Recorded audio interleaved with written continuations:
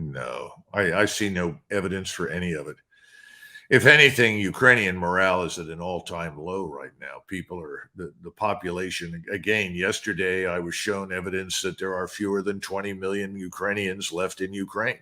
Ooh, that would be about half the population from a year and a half ago. Well, not half, but certainly substantially less. There were 34, at least in theory, 34.5 million people in Ukraine. Okay, I at the thought it was beginning. 40. Right. And so now we're down to less than 20. I'd heard those things previously. I was never quite sure. That's why I used to say between 18 and 24.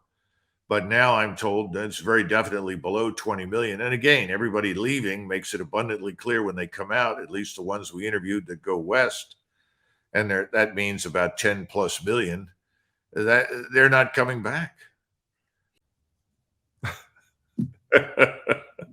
Well, it's not working. If anybody doesn't have a strategy, it's us. We're the ones that were arrogant and self-important and concluded that Russia was this place. What was it called by Senator McCain? Spain with a gas station. Right. That the Russians were incapable, untrained, incompetently led. That we've been hurling these insults at the Russians from day one. What we've seen instead is the opposite. But what he doesn't seem to understand is that President Putin, in contrast to us, is not impulsive. He's not emotional. He's moved very deliberately and very cautiously. He has resisted the temptation to smash everything in sight. Right. He wants to negotiate. I mean, that's abundantly clear. And I think he's got 150,000 troops sitting up in White Russia that are poised to strike south, largely as an insurance guarantee against our impulsive tendency to try and intervene in Western Ukraine. If we do, they'll suddenly come to life and strike south. At the same time, I think he's perfectly comfortable waiting for the Ukrainians to dash themselves to pieces. I think that's pretty much what the strategy at this point is. I think it's almost over. But again, remember, they destroyed the bridge, the main traffic bridge that could have carried tanks and artillery and everything else over the river between Moldova and Ukraine in southern Ukraine. That was critical. If you're going to move anything from Romania that's there, American or NATO allied Romanian, it's over. You can't do it. You have to then conduct a river crossing, which is something we're notoriously bad at doing. So it looks to me like Odessa is largely isolated and being prepared for attack. I think Kiev is in ruins and being prepared for attack, and I think the Russians will move on those. And when they do, they will move very slowly, deliberately with their ground force behind this massive strike system that they've got linked to overhead intelligence, surveillance, and reconnaissance. What we need to think about right now is what are the consequences of moving munitions like these DU rounds into Ukraine?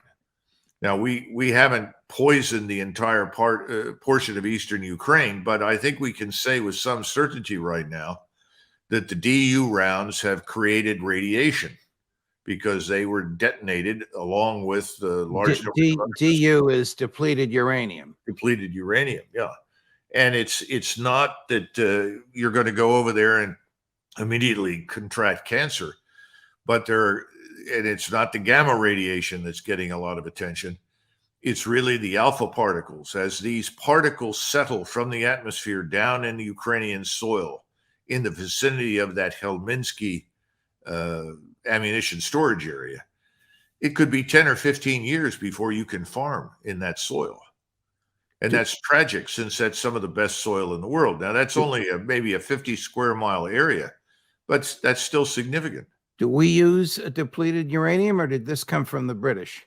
Well, I think it came from the British, but we were the ones that developed the round originally that was used elsewhere. And again, if you're looking at residue from a DU round on a tank round, for instance, on the battlefield, in order to contract cancer, you've got to pick up the residue and eat it. And yeah, you'll eventually get cancer. This is different. We're now talking about particles in the atmosphere settling into the soil. And these are alpha particles.